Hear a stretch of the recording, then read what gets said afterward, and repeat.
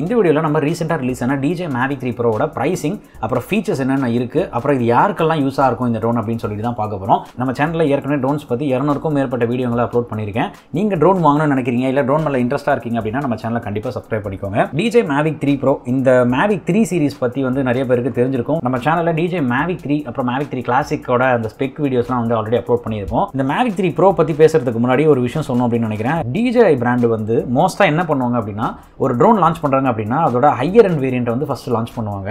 நீங்க அந்த மினி 3 சீரிஸ்ல எல்லாம் பாத்தீங்கன்னா உங்களுக்கு புரியும். மினி 3 ப்ரோன்றது பாத்தீங்கன்னா ப்ரோ லெவல்ல 4K 60 ஃப்ரேம்ஸ் கேமரா, அதுக்கப்புறம் நல்ல ஃபீச்சர்ஸ் அந்த ஆப்ஸ்டிகல் அவாய்டன்ஸ் சென்சார்லாம் வச்சு நல்ல ஒரு ட்ரோன் அது ஆக்சுவலா. ஆனா பிரைசிங் வந்து அதிகம் மினி 3 ப்ரோல.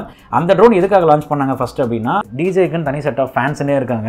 அதாவது அவங்க வந்து ட்ரோன்ஸ் எந்த ட்ரோன் DJIல ரிலீஸ் ஆனாலுமே வந்து ஃபர்ஸ்ட் ஆளா வாங்கிடுவாங்க. பிரைஸ் பத்தி கவலைப்பட மாட்டாங்க. அவங்களுக்கு ஸ்பெக் தான் முக்கியம். அதுக்கப்புறம் ஒரு சில கேட்டகரியில இருப்பாங்க. ஒரு சில செட் ஆஃப் பீப்புள்ஸ் என்ன நினைப்பாங்கன்னா இந்த விஷயம் அதுல இல்லாம பிரைஸ் கொஞ்சம் கம்மியாக லான்ச் பண்ணியிருந்தா நான் வாங்கியிருப்பேன் அப்படின்னு நினைக்கிற ஆளுங்களுக்காக என்ன பண்ணுவாங்கன்னா ஏற்கனவே லான்ச் பண்ண அந்த ட்ரோன்ல இருந்து ஒரு சில விஷயங்களை தூக்கிடுவாங்க. எக்ஸாம்பிளுக்கு முக்கியமான விஷயம் camera.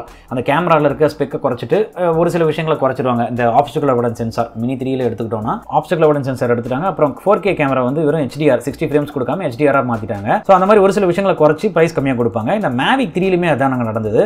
First DJI MAVIC 3ன்ற drone தான் வந்தது. அதில் வந்து ஒரு டெலிஃபோட்டோ லென்ஸ், அதுக்கப்புறம் அந்த மெயின் கேமரா வந்தது. அப்புறம் கொஞ்ச நாள்லேயே பார்த்தீங்கன்னா MAVIC 3 கிளாசிக்னு ஒரு ட்ரோன் எடுத்துட்டு வந்தாங்க. அதாவது அந்த டெலிஃபோட்டோ லென்ஸை எடுத்துட்டு வெறும் அந்த பெரிய கேமரா அதாவது மெயின் கேமரா மட்டும் வச்சு ஒரு ட்ரோன் ரிலீஸ் பண்ணியிருந்தாங்க.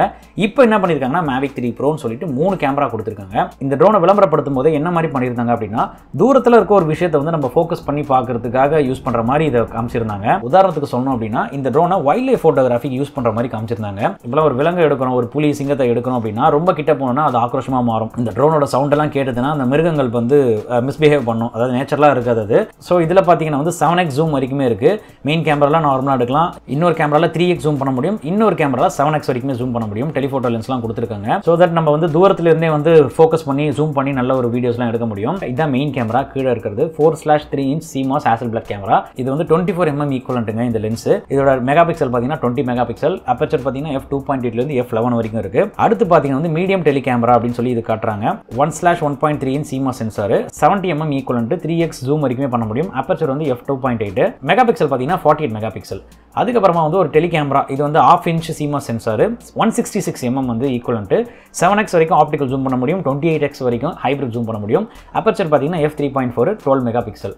இது 12 மெகா பிக்சல், இது 48 மெகா பிக்சல், இது 20 மெகா பிக்சல். மூணுமே வேற வேற மெகா பிக்சல் போட்டோஸ்.